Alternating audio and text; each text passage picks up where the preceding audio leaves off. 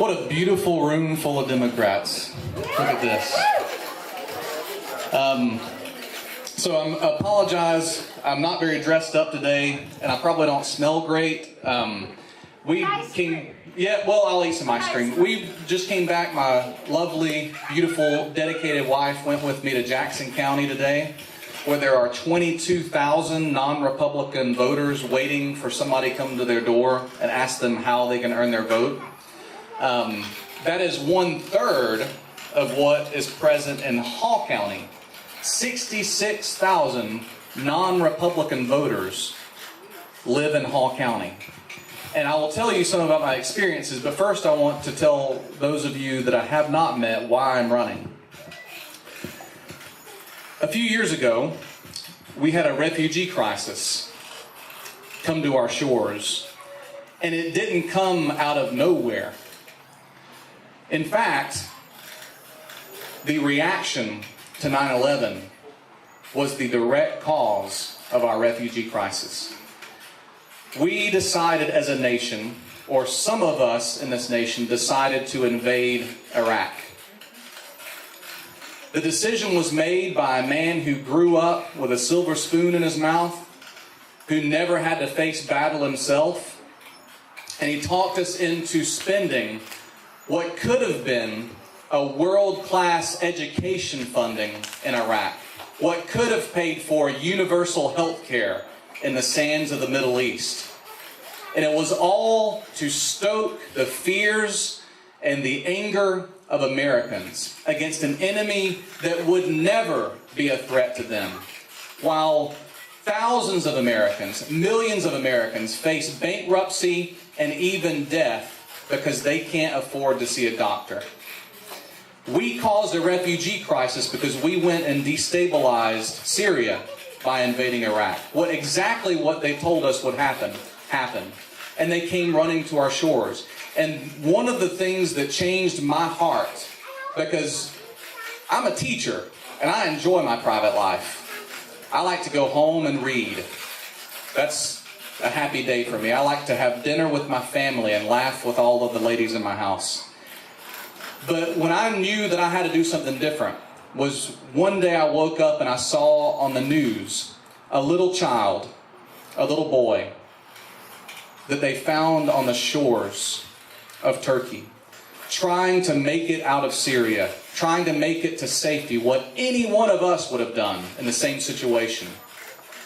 But because the countries that caused the chaos in his country reacted out of fear, that poor child lay dead on the shore, drowned in the ocean, going for safety. I knew that day when I saw that picture, I had to do something more than just vote. That there was something more than just a debate over how high taxes should be in America. There was a debate and a fight and a battle for the very heart and soul of America that was happening then. And people of good conscience have been losing, but we've been losing for too long. And it's time for those good people in the 9th District, like you and like me, to start standing up and speaking out for morality. Trump ran and he said, "I'm very rich." And there are many people in the Republican Party who believe that that's what makes you human. How much money do you have? That's what makes you important. How much did you earn on the stock market last year? But I don't believe it's the color of your skin or your bank account or even what country you're from that makes you human. What makes us human makes us equal. We all want health care, a job, and education. That's what unites us all as human beings. We look at some of these rallies, these circuses that Trump is hosting, people flashing conspiracy theory signs behind the President of the United States, and we often wonder, is there such thing left as the American spirit? I can tell you where the American spirit is sitting today. There are hundreds of children sitting in cages today who were kidnapped from their parents by this soulless, godless, heartless administration. The American spirit is sitting in those cages right now. That is the future of America. People who are willing to cross a border and cross a desert for freedom and hope for the future of their children. That's what made my dad drive to Marietta 100 miles and then back 100 miles every day for 20 years so that I could have insurance. Those migrant families who dared to cross that border to freedom are far more American than Doug Collins or Donald Trump will ever be. Yes.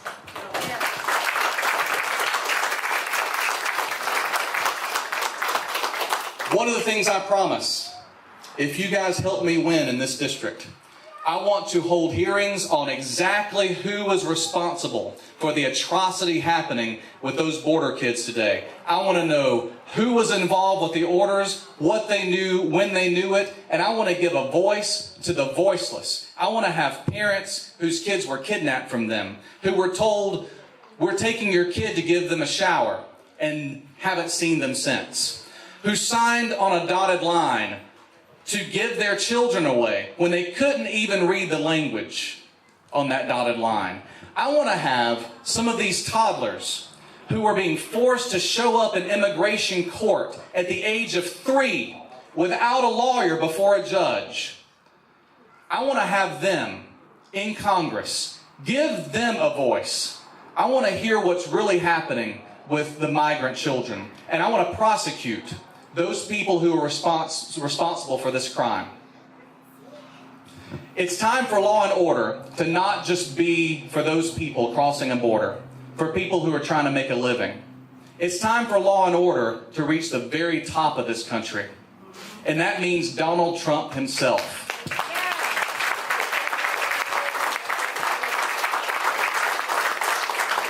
We were promised law and order, and all we've gotten have been crazed tweets about the deep state ever since he came in. We've seen lawlessness and chaos in his administration and corruption like we haven't seen since the Gilded Age. And it's up to you and me to fight that.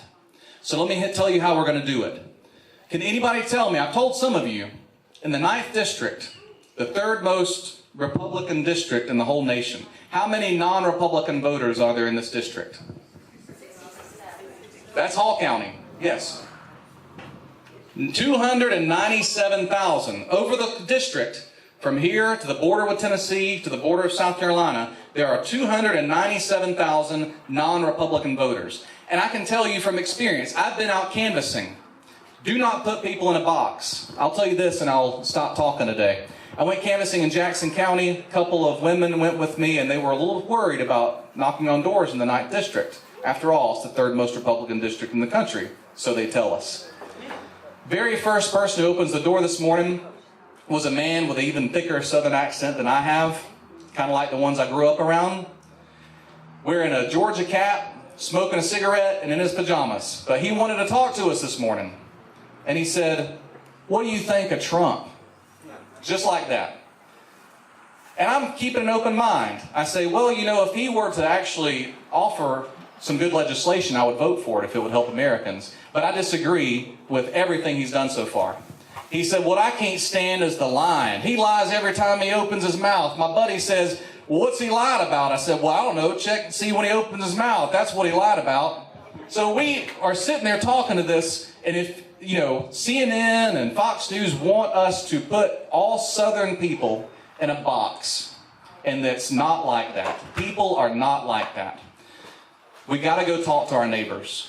297,000 non-Republican voters who didn't go out and bother to vote in the race to the bottom that was the governor's race, who don't go out in the primaries, who don't care about Trump versus Hillary, but I'll tell you what they do care about. Their mother, who gets into that gap at the end of the month on Medicare and has to make a choice between her life and her livelihood. That's what they know about. And that's what I'm talking to them about. So go out there and help me. I believe, first and foremost, that nobody should die because they're poor, and nobody should be poor because they're dying. And that's the vision I'm bringing to this district. That's the vision I need help from you. I don't have Fox News. I don't have enough money to be on the radio. But we don't need money to be human beings and to talk to our neighbors. And it's powerful. I look forward to seeing you out there with me knocking on doors. Thank you.